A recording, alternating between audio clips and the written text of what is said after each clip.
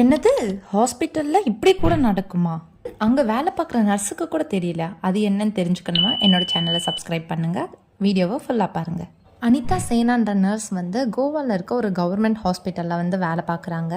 அவங்களுக்கு அடிக்கடி வயிற்று வலி ஏற்படும். என்னன்னு சொல்லி செக் பண்ணி பார்த்ததில் பித்தப்பையில் கற்கள் இருக்குன்னு தெரிய வந்திருக்கு. அவங்க ஆப்ரேஷனும் பண்ணியிருக்காங்க. அதுக்காக ஆப்ரேஷன் முடிஞ்சு ஒரு 9 இயர்ஸ் ஆகும். அவங்க எப்பவும் போல் நர்ஸாக அவங்க டியூட்டியை கண்டினியூ பண்ணியிருக்காங்க. பட் இருந்தாலும் இடையில அவங்களுக்கு பெயின் இருக்குது. அப்போ எந்த ஒரு டாக்டர்கிட்டையும் கன்சல்ட் எடுத்துகிட்டே இருந்திருக்காங்க 9 இயர்ஸாக. அப்போ ஒரு தடவை ஸ்கேன் பண்ணி பார்க்குறப்ப தான் அவங்களுக்கு தெரிய வருது அவங்க வயிற்றுக்குள்ளே காஸ் பீசஸாக இருக்குது அப்படின்னு சொல்லிட்டு. காஸ் பீசஸ்னால் இந்த ஆப்ரேஷன் பண்ணுறதுக்காக ஒரு துணி யூஸ் பண்ணுவாங்கள்ல, அதுதான் அது இருக்குன்னு தெரிய வந்திருக்கு. ஸோ இதுக்காக அவங்க ஒரு கம்ப்ளைண்ட் ஃபைல் பண்ணுறாங்க.